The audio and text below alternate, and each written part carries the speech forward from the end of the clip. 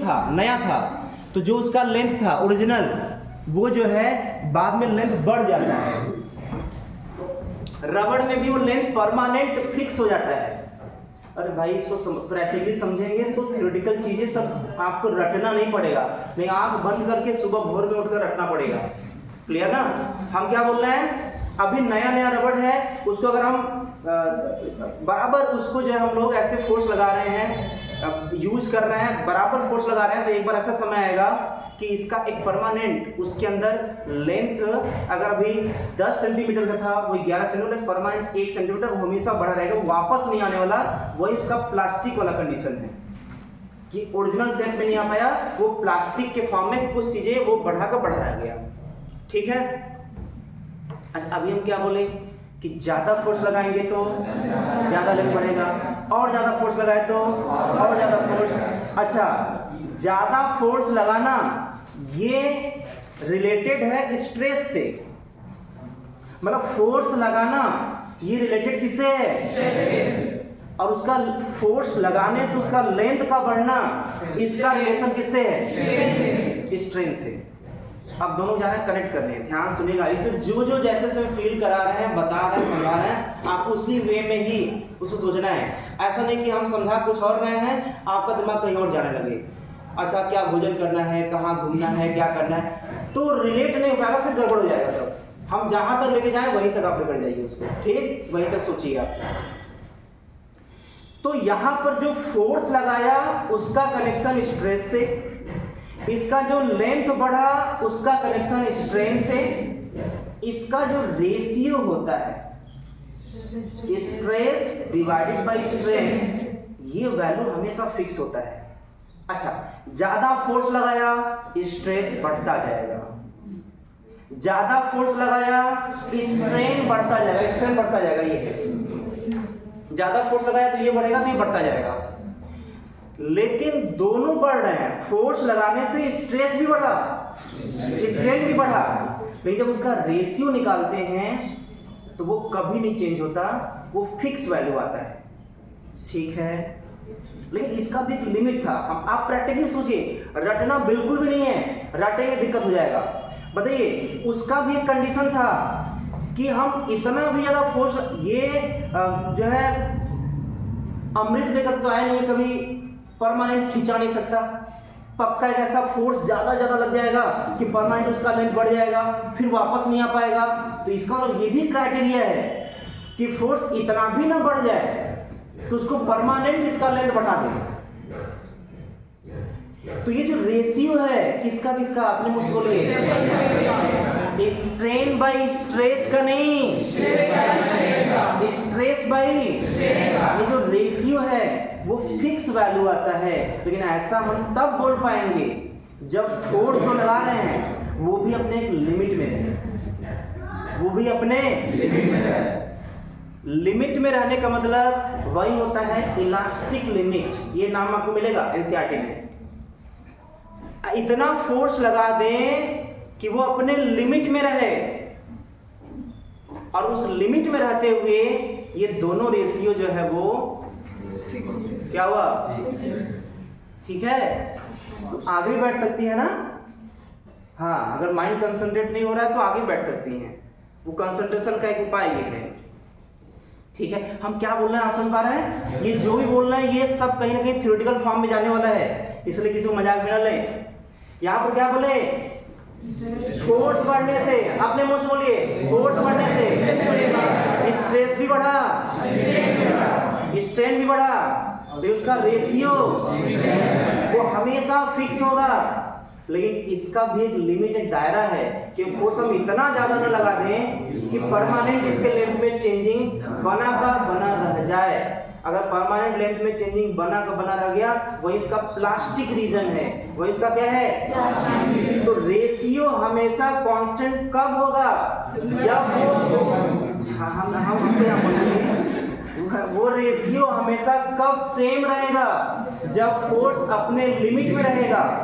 Limit से cross किया तो ये रेशियो मेंटेन, वो जो लिमिट होता है उसी को हम क्या बोलते हैं, इलास्टिक लिमिट। मतलब ऐसा फोर्स लगे बाहरी वाला कि ये अपने इलास्टिक लिमिट तक ही रहे, जिससे वापस अपने ओरिजिनल शेप में आ सके, तभी ये रेशियो हमेशा कांस्टेंट होता है। पहली बात। दूसरी बात, ये जो रेशियो कांस्टेंट आता है, इसको जो है हम लोग जैसे F = -kx को देखते क्या याद आता है? स्प्रिंग में लगने वाला फोर्स, उसी फॉर्मूला है। ये बदलने से ये बदल जाता है, लेकिन ये कभी बदलता नहीं है, और ये स्प्रिंग का अपना नेचर होता है। स्प्रिंग के नेचर पर ये डिपेंड करता है। हमारे हाथ में एक स्प्रिंग है तो हमारे हाथ में एक फिक्स वैल्यू है। स्प्रिंग बदल गया, ये वैल्यू बदलेगा। उसी तरीके से रेशियो भी किसी एक मटेरियल के लिए, आयरन है तो उस मटेरियल के लिए इसका जो रेशियो है वो फिक्स हो गया। अब वो कनेक्ट हो गया आयरन वाले वर्ड से, आयरन वाले सबस्टांस से, Fe से। कॉपर आ गया तो रेशियो तो कांस्टेंट होगा, लेकिन वो वैल्यू कॉपर से करेक्ट हो जाएगा। मतलब मेटल बदला, जो कांस्टेंट वैल्यू है उसके नाम के बदलने से वो बदलेगा। नहीं तो वो मेटल का अपना खुद का प्रॉपर्टी है, वो कहीं बदलने वाला नहीं। लेकिन एक लिमिट में, लिमिट क्रॉस किया, ये रूल ही फॉलो नहीं होगा। ठीक है, कैसा कुछ नाम भी दिया गया होगा। इसका नाम क्या था? स्टिफनेस। स्टिफनेस उस या स्प्रिंग कांस्टेंट, वैसे उसका भी नाम है इलास्टिक मॉडुलस। क्या नाम है? क्या नाम है? Elastic modulus. अब वो भी 3 रेशियो में अलग अलग नाम जाना जाएगा। इलास्टिक मॉडुलस तो यहाँ जैसे अच्छा, यहाँ पे स्ट्रेस नहीं आया था ना? यहाँ पे स्ट्रेस पढ़े थे क्या इस वाले कैटेगरी में? अच्छा, पढ़े थे, हम भूल गए थे। पढ़े थे यहाँ पढ़े थे क्या स्ट्रेस? अच्छा, यहाँ भी पढ़े थे यहाँ भी पढ़े थे क्या? कुछ नाम पढ़ा था क्या? इसका क्या नाम पढ़ा था? इसका नाम पढ़ा था, इसका नाम पढ़ा था, याद है? इसलिए बुलवा नहीं रहे, आप लोग बोल दिए। ठीक है, इसका जो रेशियो होगा वही इलास्टिक मॉडुलस होता है। इसी का रेशियो इलास्टिक मॉडुलस होता है। उस इलास्टिक मॉडुलस का नाम भी अलग अलग होता है। वो नाम अभी अपने मन से मत रखिएगा। अभी तक अपने मन से रखे थे, एक का बताया दूसरा का रखिए थे ना। अब नाम नहीं रखना है, हम ज्यादा भी नाम रखने उसके बाद नाम रखिएगा। इसको बोलते हैं elastic modulus, elastic modulus, elastic modulus, Young's modulus, shear modulus, उसी बोलते हैं मॉडुलस ऑफ रिजिडिटी। रिजिडिटी क्या होता है? कितना वो कठोर है, तो ये उसके कठोरता को बताता है। ये मेटेलिक प्लेट है, इसमें होल करना चाहते हैं तो आसानी से होल होगा या कठिनाई से, इसके अपने स्ट्रेंथ पर डिपेंड करता है, इसके रिजिडिटी पे डिपेंड करता है कितना कठोर है। तो ये उसके कठोरता को बताता है। इसलिए बोलते हैं modulus of rigidity, modulus of rigidity. दूसरा नाम शेयर मॉडुलस। क्लियर? इसका नाम बल्क मॉडुलस। बल्क मतलब वॉल्यूम, बल्क मतलब वॉल्यूम, बल्क मतलब वॉल्यूम, इसलिए बल्क मॉडुलस। वॉल्यूमेट्रिक मॉडुलस अपने तरफ से नाम नहीं रखना है। अगर गलती से नाम कहीं गलती दे भी दिया तो कनेक्ट तो कर ही सकते हैं, लेकिन नाम ये नहीं है, बल्क मॉडुलस नाम है। ठीक है, चलिए तीनों का नाम रखिए। रेशियो का नाम रखिए, रेशियो का नाम इसमें तीनों का नाम इलास्टिक मॉडुलस। इसमें वही नाम पड़ जाता है यंग्स मॉडुलस। इसमें क्या नाम पड़ता है? शेयर मॉडुलस या मॉडुलस। आप एक में मॉडुलस बाद में आ रहा है, एक में मॉडुलस पहले आ जा रहा है। शेयर मॉडुलस या मॉडुलस ऑफ रिजिडिटी, और इसमें क्या नाम पड़ता है? Bulk modulus. क्लियर? इसको डिनोट करते हैं y से, इसको डिनोट करते हैं पता नहीं किससे, क्योंकि ये यूजी कम पड़ता है तो शायद ये जी से नोट करते हैं क्या शायद। क्लियर ना? इसको डिनोट करते हैं बल्क मॉडुलस बी से। यंग्स मॉडुलस का पहला लेटर y, बल्क मॉडुलस का पहला लेटर e। अच्छा, तो इसमें भी तो पहला लेटर ले सकते हैं ना। मॉडुलस ऑफ रिजिडिटी, पता नहीं इसका दो नाम है ना, तो कंफ्यूजन हो गया, तो गांव का नाम रख देते हैं इसमें, ठीक है ना, हम जी से डिनोट करते हैं इसको, ठीक है। अच्छा, y क्या है, y क्या है, y क्या है,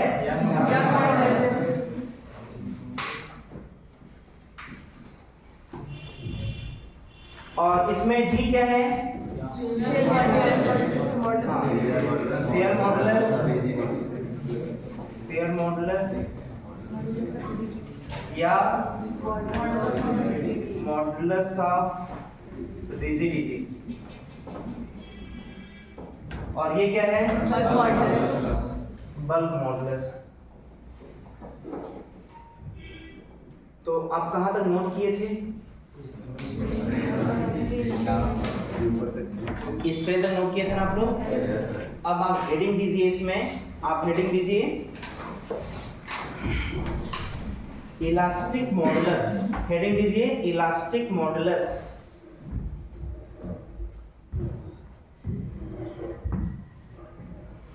नाम दीजिए इलास्टिक मॉडुलस। तो इलास्टिक मॉडुलस ये हेडिंग हो गया, और उसमें जो है हम लोग elastic modulus is equal to हो जाएगा, फार्मूला क्या लिखेंगे, स्ट्रेस डिवाइडेड बाय स्ट्रेन, और ये कांस्टेंट टर्म आता है,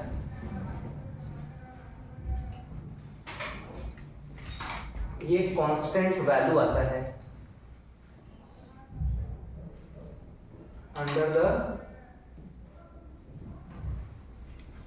अंडर द इलास्टिक लिमिट।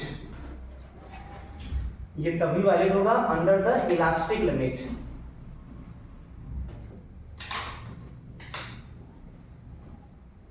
मतलब एक लिमिट तक एक्सटर्नल फोर्स, एक लिमिट तक एक्सटर्नल फोर्स, ये उसके नीचे लिख दीजिएगा, ये कब वैलिड है, एक लिमिट तक फोर्स के।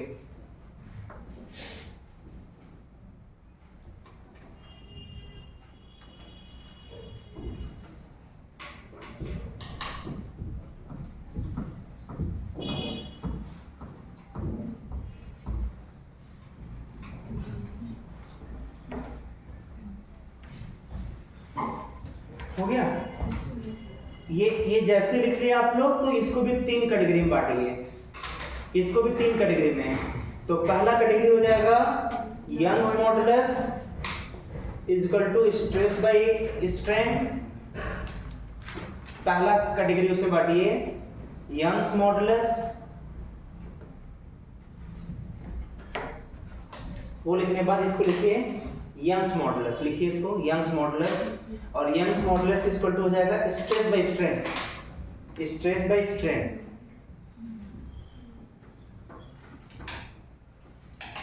Young's modulus equal to stress by strain, लिखिए। अच्छा, उसको लिखिए, लिखिए, हो गया। अब इंडिकेशन के फॉर्म में y इक्वल टू, वो तो वर्ड के फॉर्म में लिखे होंगे ना, Young's modulus equal to word के फॉर्म में स्ट्रेस बाय स्ट्रेन। अब इंडिकेट करिए उसको, y equal to dl by, नहीं, क्या, force by area divided by dl by l। अब इसको रीअरेंज करिए तो आ जाएगा fl by a dl, fl by ADL,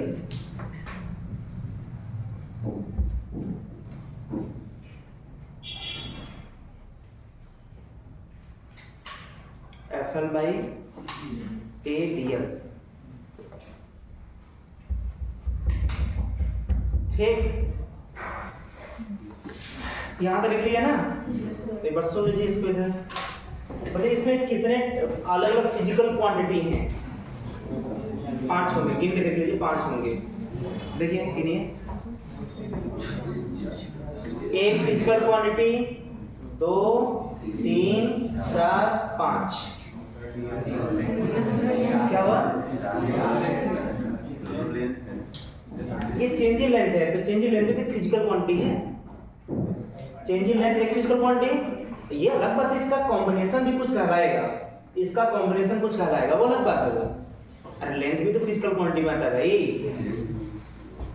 तो एक फिजिकल क्वांटिटी, 2 3 4 और ये 5 फिजिकल क्वांटिटी है। अब इस 5 में से 4 दे देगा और 5वां पूछेगा। अब 5वां पता नहीं क्या पूछेगा, वो इस पर डिपेंड करता है। कितने फिजिकल क्वांटिटी हैं? 5 में से 4 दे करके कोई एक पूछेगा, और बुकलेट में आपको कम से कम 20 क्वेश्चन ऐसे मिलेंगे।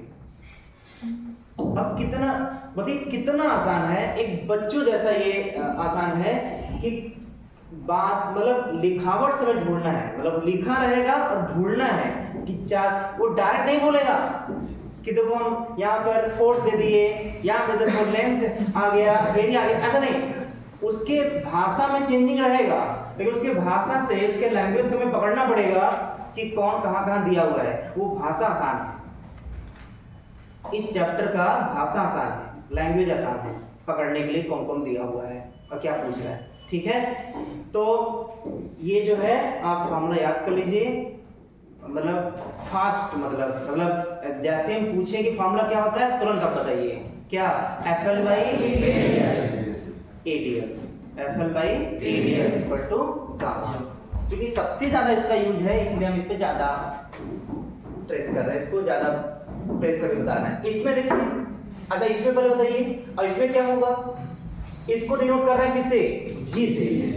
तो इसमें क्या बनकर आएगा नहीं, क्योंकि इसका यूज ही कम है, तो इसलिए बहुत ज्यादा इंटरेस्ट इससे नहीं ले रहे हैं।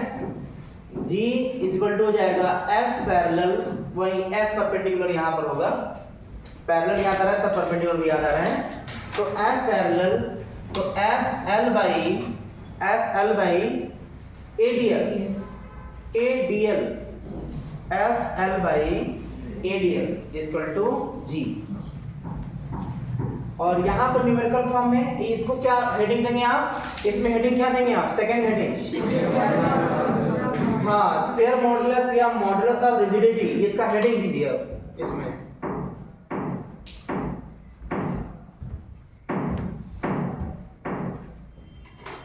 शेयर मॉडुलस या मॉडुलस ऑफ रिजिडिटी।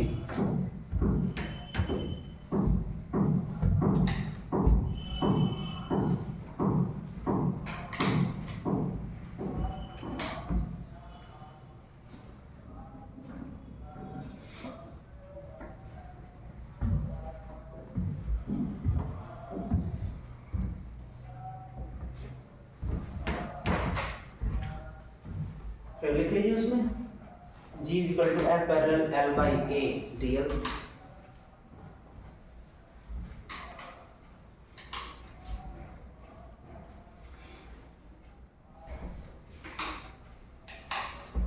हो गया। इसमें क्या लिखेंगे? D इक्वल टू, हाँ पहले हेडिंग दीजिए, इसमें हेडिंग दीजिए bulk modulus,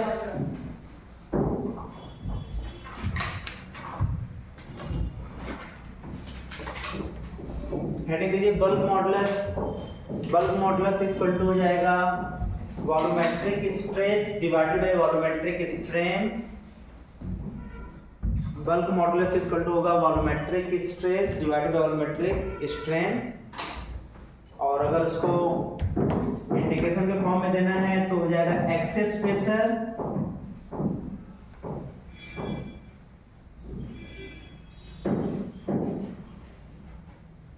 divided by excess pressure divided by dV by V, या डेल्टा P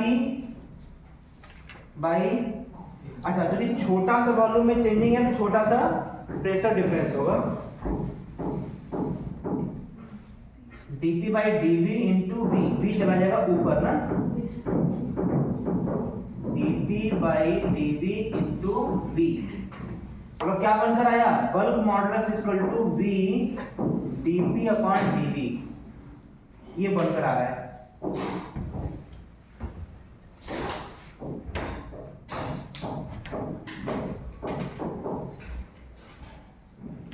डीपी क्या है? डीपी क्या है? हाँ, चेंज इन प्रेशर या एक्सेस प्रेशर।